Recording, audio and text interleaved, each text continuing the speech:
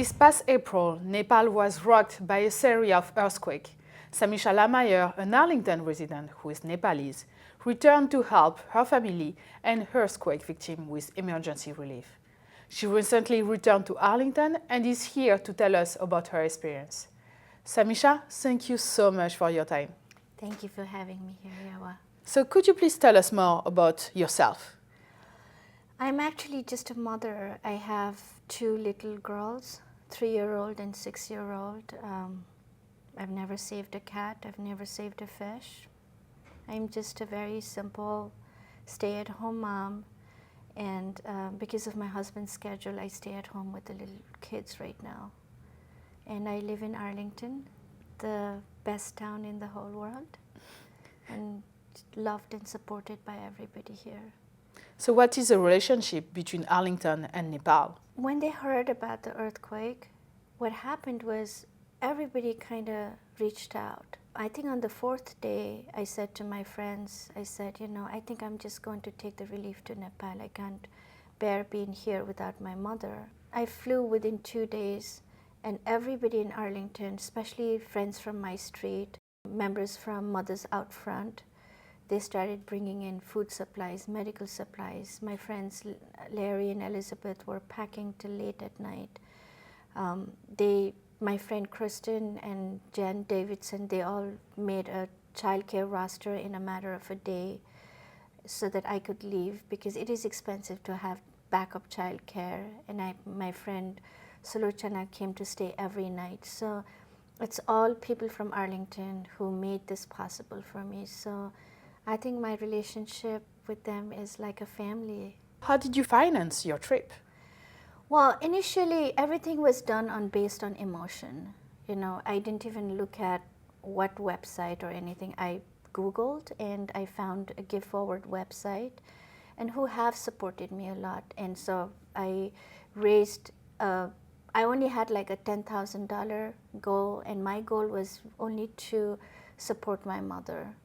And by 5th or 6th day when I was leaving, we had raised $7,000, and of which we had already spent close to $4,000 or $5,000 buying solar lamps, chlorine tablets, tents.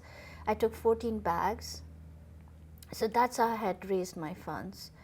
And as I got into Nepal, people started donating more to the fund.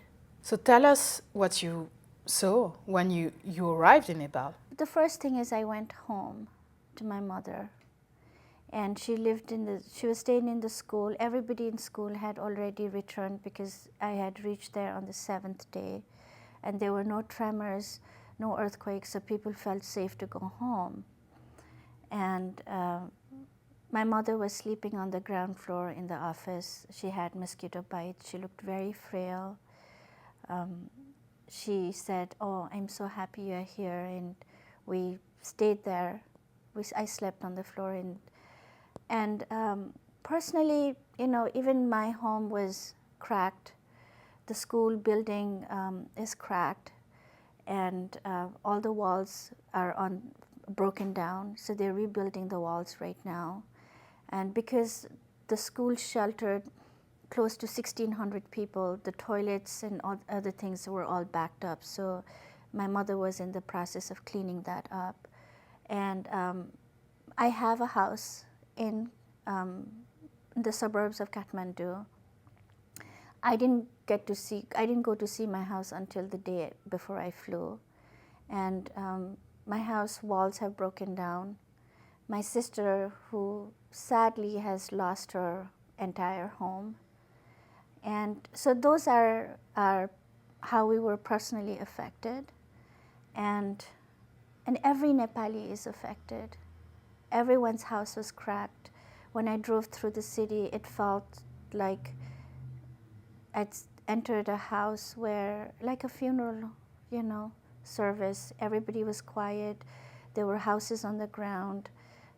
We passed through a place called Gongabu, and you could still smell, dead bodies. They were still recovering dead bodies. So my first experience was in shock. I've never seen Kathmandu like that. I'm a city girl, It was always noisy and colorful and human traffic, but it was just so quiet. All I could really hear was dogs barking and birds. That's it. Now, it's been almost a month. What is the situation on the ground? It's actually been more than a month. I made a count. I think it's been 45 or 46 days because of the nature of geography in Nepal and the roads being washed away by landslides. The government and the volunteers are still trying to get rebuilding materials like tin roofs, still doing some food drops, medical drops, and we have a very small window. What's going to happen in a matter of couple weeks is we're going to have the monsoon rain. And the monsoon rain is kind of like how we Bostonians, Arlingtonians, we brace for the winter. We start, taking care of our roofs to everything. So the monsoon rain is a torrential rain which jams up the sewage system, has a lot of landslides, a lot of accidents, very difficult to fly at remote places. So everybody in Nepal right now is trying to get as much done before the monsoons. There is large scale, this was a large scale human disaster. I think what people need to understand is if there was a disaster like this here, we have insurance. We have a solid infrastructure to kind of fall back on. But in Nepal, most people are farmers outside of Kathmandu. They don't have insurance. They don't have a solid infrastructure to rely back on. And even we are still recovering from New Orleans. We haven't helped, or the rebuilding process in New Orleans is still taking place, and it's been more than 4 years. So Nepal is going to need help for a long, long time. But Nepalese people they know how to sustain themselves because they're farmers. You give them a cow or a goat, and build roads. They know how to take care of themselves because they have been doing that on their own for a long time. So give us an example of what your day looked like when you were in Nepal and how you coordinate relief. When we decided to charter helicopters, I contacted Dr. Neil Pandey, and it's a story of its own. But when we did end up getting a helicopter, my friend Pasang, she had come with 700 feet of water pipes. And she met me at the airport saying they had found a water source in a place called Laprak, and she wanted to know if I could drop it. And when our friend Max, who I am coordinating with, when he heard that I had chartered a helicopter, I was, I think, one of the first private citizens to do that. And so he came with relief because we didn't have rice, so we didn't have lentils. We had just chartered the helicopter. So from there on till now, till last night, we coordinate every day. We figure out who needs what help. Pasang is doing, she's mobilizing porters. So her idea is to give money back to the locals. And Max is doing relief drop through helicopters, so he's taking tin roofs. So in all, our day was like, how many sacks of rice do you need? Who needs what? We've never really sat down and asked about, who are you? I don't even know them. I don't know if they have a happy life or not. I don't know if they have children or not, because it was a time of crisis and everybody was only talking about relief and helping people. And I really want to add something. I have never in my life seen Nepali people coming out of their own homes and helping each other. Every Nepali in Nepal is affected. They all are helping each other. There was a girl who had sold her gold chain for 10,000 rupees, which is $100, and had come to Gorkha to help. So I think I think that immense love and compassion has allowed Nepal to at least get this kind of relief and help in a shorter period of time than expected. How dangerous it is to charter an helicopter in Nepal at this time? When the monsoons start, it is going to be the weather issue. And when you're flying at above 12,000 feet above, carrying load, and with bad weather, it is going to be very, very difficult and a dangerous mission. And even without the weather, it was still in some ways dangerous because, the helipad, they're not paved helipads like we have over here. They're landing on a small stretch of flat ground. And when we were dropping relief, we would see dust blown up from landslides. So there is a continuous pattern of landslides happening. And that is, I think, everyone's concern right now is when the monsoons come and the landslides continue, we may have a greater human tragedy. And so coming back to the helicopters, it seems like the only way to drop relief or rebuilding material. I think Nepal has now moved from emergency relief to rebuilding, taking tin roofs, taking as much rebuilding supplies. But Nepal doesn't have a lot of their own helicopters of that size to carry and be able to land at a high mountainous region, in Langtang or Sindhu Palchok or Gorkha. It's still a very remote, well preserved environmentally, but a remote place. And I think that is the difficult, the most difficult part is to get rebuilding supplies to people as quick as possible. Earlier this month, 4 people died in a helicopter crash during an emergency relief. So I believe you actually knew one member of this team, and you knew the pilot. What were your relationship with him? That was Captain Subek Shrestha, a very, very nice, kind pilot, very handsome, very sweet. I think what struck us was he was just ready to give information. So I met him on the tarmac when we were flying out. And we were supposed to fly with Subek that day at 6:30 or 7 in the morning. But we didn't fly around 6 or 7 in the morning. We actually ended up flying around 1:30. And from 6 to 1, what he was doing was he was recovering bodies from Langtang area. I think close to 500 people had died in the landslide, and just dropping them at the hospital. So he was doing that route. And so Pasang actually approached him first because she was coordinating the relief. I have no idea. I thought I could save whole of Gorkha in 4 hours. I have just no clue, And so as soon as he got out of the helicopter, Pasang went to him, and then he just started saying, relief hasn't reached in this place, relief and then it just, I fell in love with my husband on the first sight. I fell in love with so many people in Nepal. It's very hard to explain the kind of relationship you make in times of tragedy or war, and Subek was one of them. He was willing to help us. He was willing to fly with us. He was willing to go where we wanted to go. And he sincerely from his heart, he wanted to drop relief.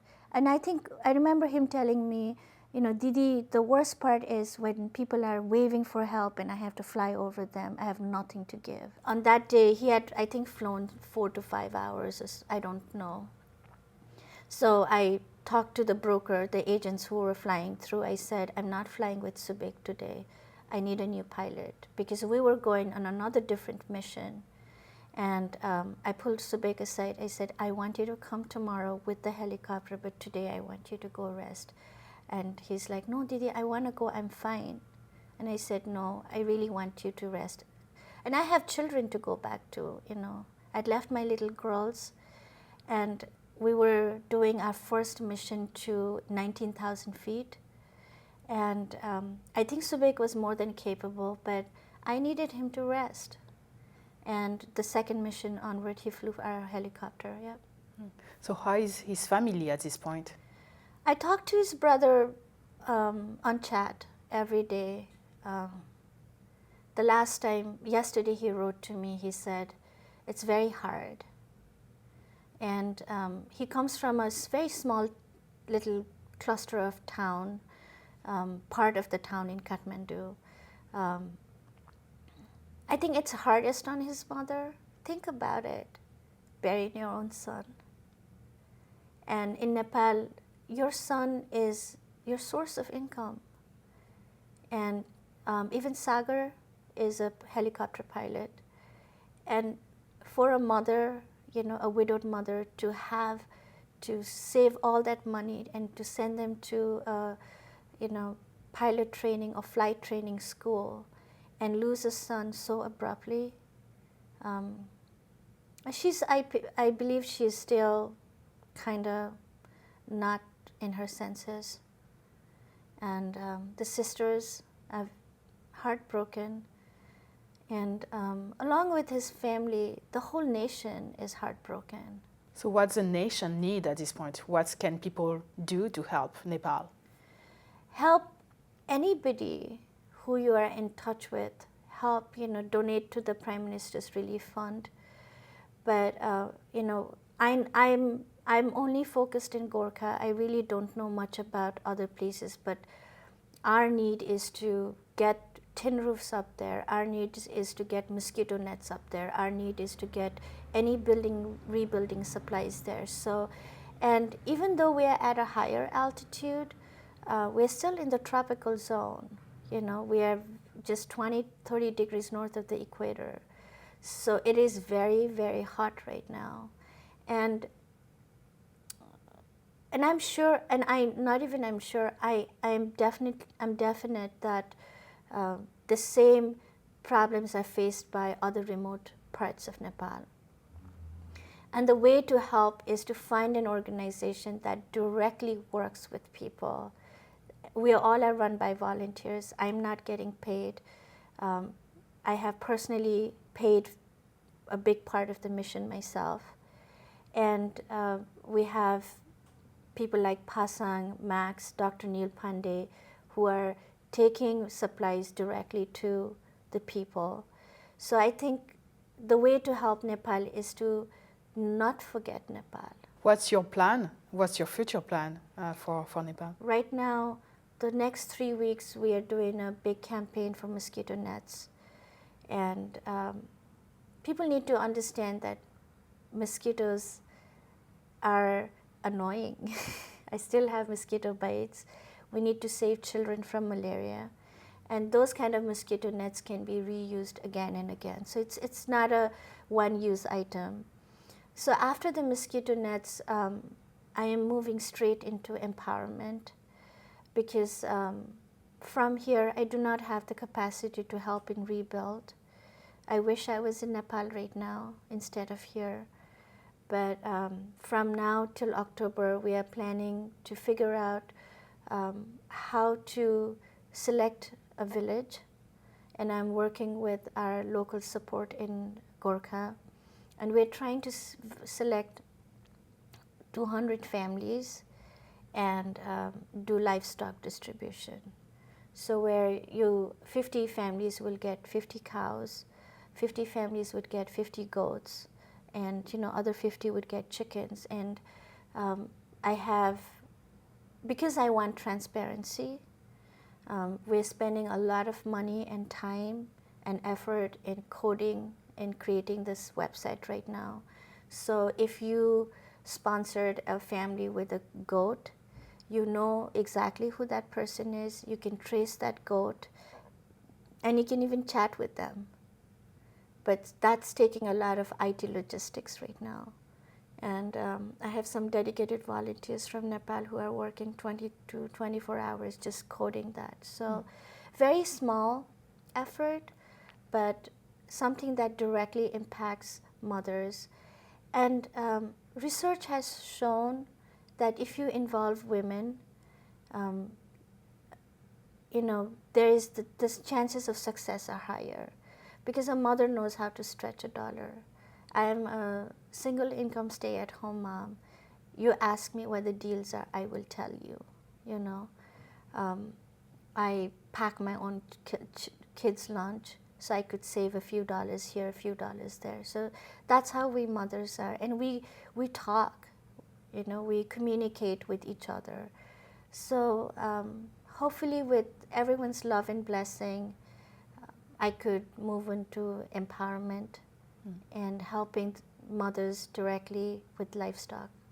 How can people in Arlington help? Is there a mother in Arlington or anybody else in this town? They could contact me through my email or through my Facebook, and my email address is samishaj@hotmail.com, and we'll put them in the database, because now we are setting up with a nonprofit, and all the donations will be tax deductible. So would you like to add anything about your work and what you have achieved so far? I really want to thank my husband, Michael, who I never thank. I want to thank my children. They have been affected by it. My little daughter thought that her grandmother died in the earthquake. So I want to thank my two girls, who one day will realize that they were part of such a big tragedy, but them giving me a hug and a smile has gotten me through. I want to thank my sister, who tirelessly raised funds for me, my brother, and above all, I want to thank my mother, who is a very simple woman who has been fighting for social equality for a long time. Her name is Gauri Rana Joshi. And I want to thank each and everybody here in Arlington. Really, I do. And I mean it from the bottom of my heart. I mean, it would take me almost 2 to 3 hours to take everyone's name and thank them. And I especially want to thank members from Mothers Out Front, who have given up more of their time and their money. Gosh, and all the mothers and friends from UCLA, University of Waikato, Dubai, Nepal, New Zealand, who have been with me through this journey. So thank you for having me. Thank you so much. I want to add that I'm personally very impressed by what you've been able to achieve in a so short time and how you did it. I mean, you are able to bring together a Nepalese community, but also Arlington people, and I'm very impressed by that. So thank you so much for your work. I want to add something is, I really didn't go to Nepal to be a hero, and I'm not a hero. There are truly so many people who have lost everything and is working. I am living in the comfort of my little house in Arlington with running water, food in supply, but the real heroes are those in Nepal who have lost everything and who are not worried about fixing their home, but they're fixing somebody else's home. So I really want to thank and honor those heroes. An amazing woman named Rita Thapa, she works for free and she's mobilizing so many women.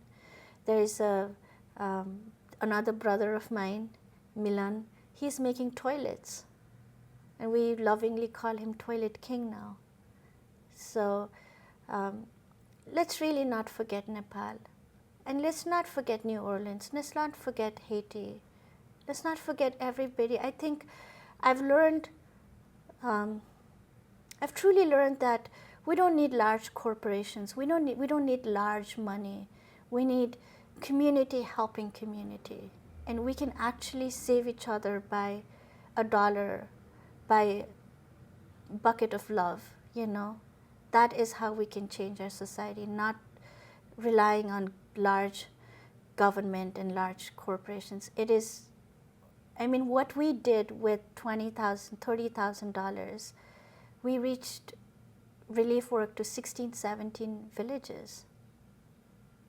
And that's a lot. Congratulations on your work, and thank you you so much for your time, Samisha. Thank you. On behalf of Samisha LaMeyer, the Nepalese community, and Arlington Public News, this is Yawa Digboe.